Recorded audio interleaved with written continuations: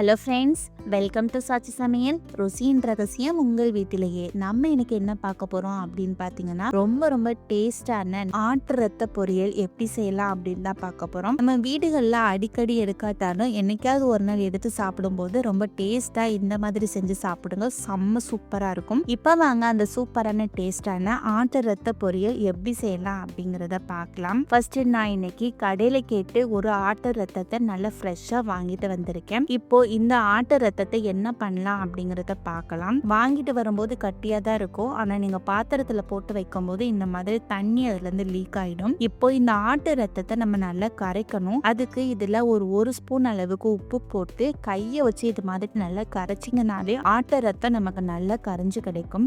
பெருசா கட்டியா இல்லாம நல்லா பொடிசா நல்லா நைஸா கரைச்சு வர மாதிரி இதை நல்லா கரைச்சி விட்டுக்கறணும். அட்லீஸ்ட் ஒரு 10 நிமிஷத்துக்கிட்டனாச்சும் கை விடாம இதை நல்லா கரைச்சி எடுத்துக்கோங்க. பாருங்க, சூப்பரா இது நல்லா கரைஞ்சு வந்துருச்சு. இந்த அளவுக்கு இது நல்லா கரைச்சி விட்ட பிறகு இதை எடுத்து ஓரமா வச்சுக்கலாம். அடுத்ததா ஆட்டு ரத்த பொரியல் எப்படி செய்யலாம் அப்படிங்கறத பார்க்கலாம். அதுக்கு ஒரு கடாயில ஒரு 3 to 4 ஸ்பூன் அளவுக்கு எண்ணெய் சேர்த்துக்கோங்க. எண்ணெய் நல்லா காஞ்சதும் இதுல ஒரு 1/4 ஸ்பூன் அளவுக்கு சோம்பு எடுத்து வச்சிருக்கேன், அதை இதுல சேர்த்துக்கலாம். அடுத்ததா 1 ஸ்பூன் அளவுக்கு கடுகு உளுந்தம் பருப்பு, ஒரு 2 கிட்ட மிளகாய் வத்தல், இது எல்லாத்தையும் போட்டு நல்லா பொரிச்சு விட்டுக்கலாம். நம்ம போட்ட கடுகு ஓரளவுக்கு நல்லா படன்னு வெடிச்சு வந்த பிறகு இதுல நான் இன்னைக்கு ஒரு 2 கைப்பிடி அளவுக்கு சின்ன வெங்காயம் எடுத்து நல்லா உரிச்சு வச்சிருக்கேன்.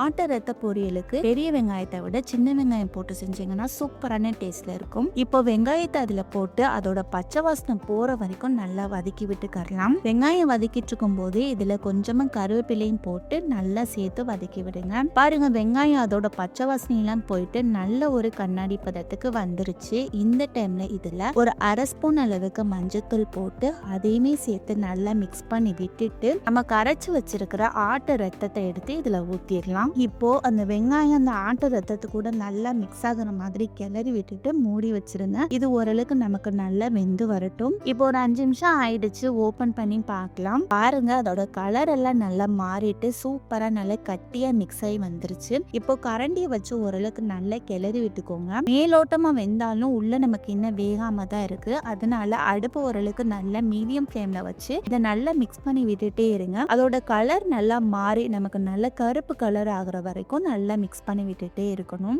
பாருங்க, சூப்பரா இதுல இருந்து நல்லா தண்ணி ரிமூவ் ஆயிட்டு வருது. தண்ணி எல்லாம் வத்திட்டு ஓரளவுக்கு நல்லா நமக்கு வறுத்து வரணும். அதனால மறுபடியுமே ஒரு 5 நிமிஷத்துக்கிட்ட மூடி வச்சிடலாம். இப்போ ஒரு 5 நிமிஷம் ஆயிடுச்சு. ஓபன் பண்ணி பார்க்கலாம். பாருங்க, நம்ம சொன்ன மாதிரி எல்லாமே கலர் நல்லா மாறி வந்துருச்சு. நல்லா சுருள ஓரளவுக்கு இதை நல்லா வதக்கி விட்டுட்டு அப்படியே பக்கத்தடுப்புல சிம்ல போட்டு இதை வச்சிடலாம். அடுத்ததான் நம்ம இன்னொரு பொருள் இதுல சேர்த்து போட போறோம். இது சேர்த்து போடும்போது ரொம்ப சூப்பரான டேஸ்ட் இருக்கும். அதுக்கு ஒரு கடாயில ஒரு 2 ஸ்பூன் அளவுக்கு எண்ணெய் சேர்த்துக்கலாம். எண்ணெய் நல்லா காஞ்சதும் இதுல ஒரு 2 கிட்ட முட்டை எடுத்து வச்சிருக்கேன். நான் சொன்ன பொருள் அந்த முட்டை தான். முட்டையை நல்லா பொரிச்சு அதுல போடும்போது சூப்பரான டேஸ்ட் இருக்கும். முட்டைக்கு தேவையான உப்பு, மிளகுத்தூள், கொஞ்சமா சீரகத்தூள், இது எல்லாத்தையும் போட்டு முட்டையை நல்லா பாப்கார்ன் மாதிரி நல்லா பொரிச்சு எடுத்துக்கலாம். இந்த அளவுக்கு இதை நல்லா பொரிச்சு விட்ட பிறகு நம்ம ரெடி பண்ணி வச்சிருக்கிற ரத்த பொரியல எடுத்து இதுல சேர்த்துக்கலாம். முட்டையோட சேர்த்து சாப்பிடும்போது ரத்த பொரியல் சூப்பரான டேஸ்ட்லயே இருக்கும். இப்போ அந்த முட்டை வறுவலையும் அது கூட சேர்த்து நல்லா மிக்ஸ் பண்ணி விட்டுக்கோங்க. இதிலேயே ஊத்தி பண்ணலாம் தான். ஆனா ஒரு சில பேருக்கு முட்டை கவிச்சி எரிக்குது அப்படின்ட்டு அது விரும்ப மாட்டாங்க.